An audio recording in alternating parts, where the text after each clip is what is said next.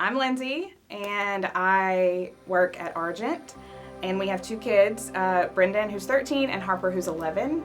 And my name is Lee, and I teach middle school math at Simsboro. We have been in Ruston for about 2.5 years. We moved here from California. We had spent 5 years there prior, but Lee is from the area, and I'm from Alabama, so the South felt like home. But we knew we wanted to be at the bridge. We'd visited family here over the years, so we knew exactly where we were going to plan ourselves once we got here. As far as getting involved, so the 5 years when we were in California, I was an associate pastor for a church there. And towards the end of that time, I was kind of suffering from some pretty good burnout. And so we started having a conversation like, hey, do we need to move back closer to family so we can have a bigger support system and those types of things. And through probably about 6 months of prayer, God just opened the doors. And so we ended up moving to Ruston, coming to the bridge. And as far as finding a place to serve, just going from my burnout, like I remember Lindsey and I having this conversation. I was like, I'm not going to do anything for 6 months. I'm just going to go, I'm going to show up. I'm going to hopefully get back into getting my love for going to church and for being able to worship. And then honestly, it took almost 6 months for that to happen. And so I want to say it was in February. It's like, okay, there's something, I need to do something, right? I don't just want to come and consume, I want to come and serve. And so, and kind of looking at the options that the church had, I wanted to help out in the college ministry. So my thinking was like, hey, I'll go talk to Trenton and be like, hey, can I set up chairs on Wednesday night? And so I talked to Trenton at the men's retreat in February when we first moved here. And I said, hey man, I want to help out in the college. He said, great, I've got a small group of guys that I want you to lead. And I was like, oh, okay. And so then I started that process. And the great thing about that is the guys I was with were all freshmen. So we kind of all came to Ruston at the same time. We've been together for about 3 years now.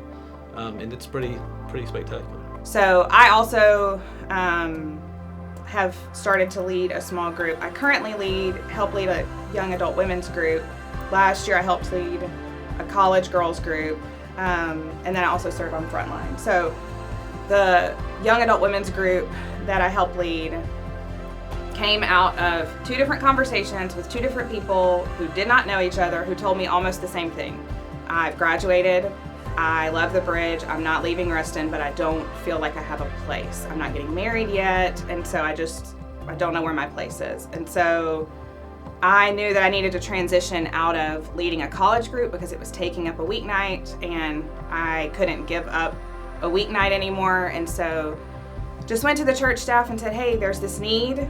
I can help sort of meet this need. However, here is like the one time that I'm gonna be able to give up to do this. And they said, okay. And so we just put it out there, and we have about 8 girls consistently come, and it is the sweetest group. It's just been a joy watching them get to know each other and build community and feel a part of the church in a new, unique way that they haven't been before. And so it's just been really special to be a part of helping make that a reality for them. So how do we balance time together as a family and for serving? The biggest thing is we just had to sit down and have a conversation about it, right? Because we value time with our family very much. Our kids are involved in a lot of things, so they keep pretty busy as well, and so we like being involved in things too. But we've gotten to a point where we're like, if we need to shuffle some things around, because if not, we're not going to have any nights at home other than like Saturday night with our family.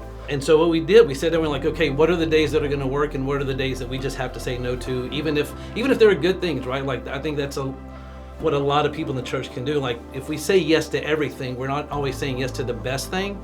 And so we kind of sat back and like, what are the things that we want to prioritize, and how can we say yes to those and be okay saying no to the other things? So I think just sitting down and having conversation like, this is what we need to do, and so these are the things we're not going to give up in order to do that. And it helps that his group meets at our house, and we serve them dinner, which is also dinner for our family that night. And so it doesn't really take away, it doesn't take him away from the house, and it doesn't take away a chance for us to still technically have dinner together as a family, even if there's also like 6, 7, 8 college guys also around the table with us. And the great thing about that, about the kids and their college guys having dinner all together, is like, it gives our kids an opportunity to see, hey, like there are people who are college age that are following Jesus, that are serious about their faith. And it also gives the college guys a chance to see, like, how as a husband, as a dad, like how I interact with my family, to hopefully give them an example of like, hey, here's something you guys can look to. And so, our daughter is in theater, so when she does plays, like the college guys will show up to the theater and to watch them. And so that's been they've become part of our family, honestly, in the couple years we've been together. You've probably heard this before, but if you aren't currently serving, there are so many different ways to serve, and I would say just try something. The church is not going to hold you to like a forever long commitment if you try something and you're like, no, it's not a good fit. Yeah, I think it's definitely better to start with something small and kind of see if that works for you, and then if you feel like you have more room to make something more, then be able to do that. And one thing too, whenever I said yes to Trenton about leading the small group, at first my thought was like, okay, like I can help these guys out. But the way that the college students have blessed me is just, I was expecting there to be something like that, but I think I've just been overwhelmed by the way that God has done that. Going from being in full-time ministry to now being a teacher, and working with these guys, like it's given me the kind of the parts I love about ministry, right? Like being able to connect with these guys every week, being able to see them grow in their faith. We were having just a conversation this past week about the guys in our group and how much they've grown just in the couple of years we've been together. It's just a tremendous blessing. So I look forward to that. Our family looks forward to that. Even our kids do, to when the guys come. And so it's just, what I would say is you will never regret getting involved. There's never a time where I've gotten involved and said, you know what, I wish I hadn't done that. Usually God rewards that, in an amazing way, and just gives you a blessing like He's done for us, and just, gets you to keep going.